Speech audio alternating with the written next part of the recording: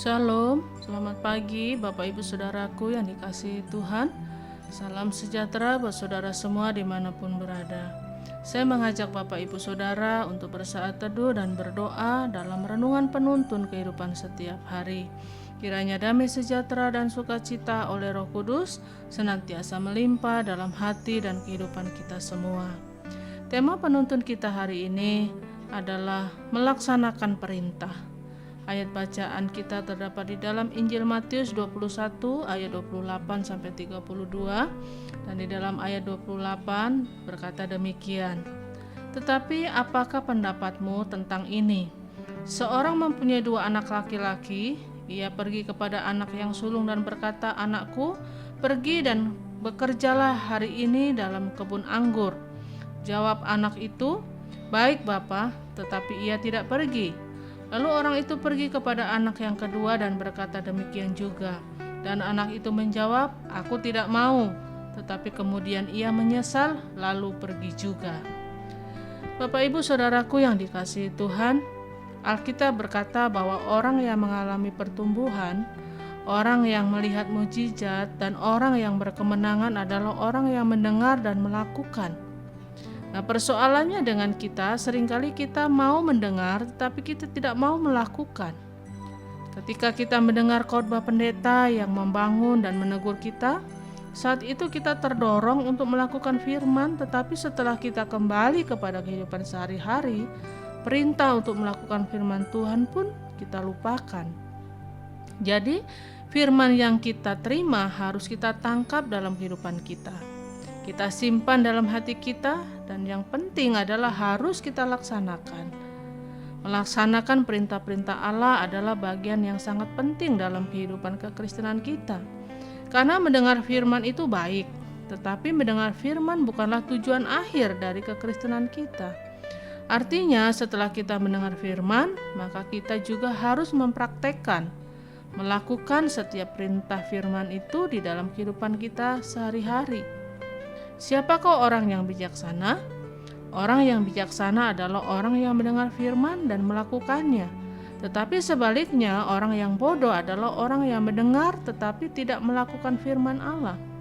Nah, pelajaran apakah yang dapat kita terima di balik perumpamaan tentang 2 orang anak ini?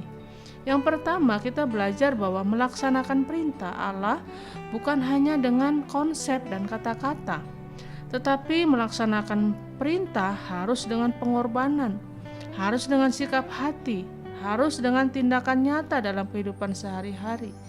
Kita bukan hanya bicara tentang kasih, tetapi hidup dalam kasih itu.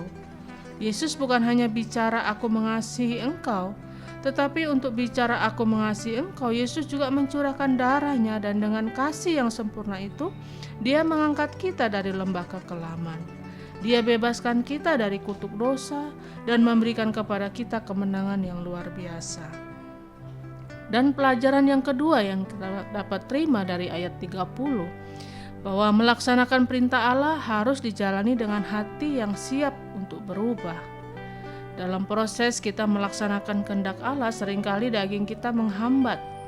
Misalnya kita mau melayani Tuhan, tetapi tiba-tiba ada orang yang menyinggung perasaan kita, lalu kita mulai kecewa. Nah, pertanyaannya, hati kita siap atau tidak untuk berubah? Memang daging kita sakit, tetapi hati kita mau taat kepada Tuhan. Seringkali kita sudah dengar perintah Tuhan, kita punya kerinduan untuk melakukan firman Tuhan, tetapi daging kita ini tidak mau kita salibkan.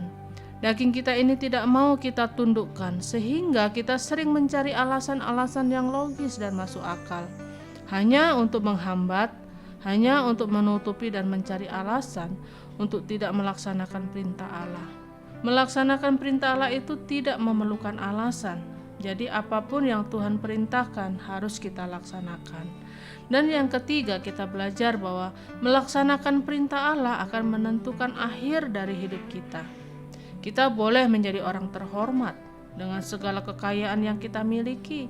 Kita boleh menjadi orang yang terpandang dengan segala sesuatu yang kita miliki, tetapi ingatlah bahwa melaksanakan perintah Allah adalah kunci tujuan akhir hidup kita. Artinya, kita boleh memiliki segala-galanya, tetapi kalau kita jauh dari Tuhan, Kalau kita hidup dalam dosa, kalau kita tidak taat kepada kehendak Allah dan kita hidup dengan seenaknya sendiri, maka Yesus berkata, "Aku tidak pernah mengenal kamu."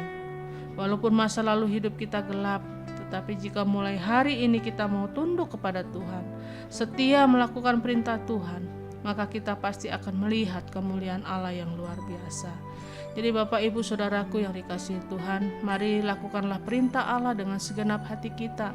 Maka kita akan tahu bagaimana Allah melakukan perkara-perkara besar dan dahsyat dalam kehidupan kita. Maju terus saudaraku, Tuhan Yesus memberkati. Mari kita berdoa. Bapa, terima kasih. Sungguh Engkau Allah yang luar biasa, Engkau dahsyat, Engkau Allah yang sungguh penuh dengan kasih dan pengorbanan dalam kehidupan kami. Karena kasih-Mu Tuhan, Engkau bukan hanya berkata-kata, tetapi Engkau membuktikan setiap perkataan-Mu dengan apa yang Engkau lakukan. Demikianlah Bapa, kami mau biarlah kalau kami mau mengasihi Tuhan, kami buktikan kasih kami dengan kami melakukan firman-Mu, melakukan apa yang menjadi ketetapan-ketetapan-Mu dalam hidup kami. Sehingga kami bukan hanya menjadi pendengar saja, tetapi kami juga boleh menjadi pelaku-pelaku firman yang hidup. Tuhan, tuntun kami sepanjang hari ini untuk kami berjalan seturut dengan kehendak-Mu dan kami melakukan apa yang menjadi perintah Tuhan dalam hidup kami.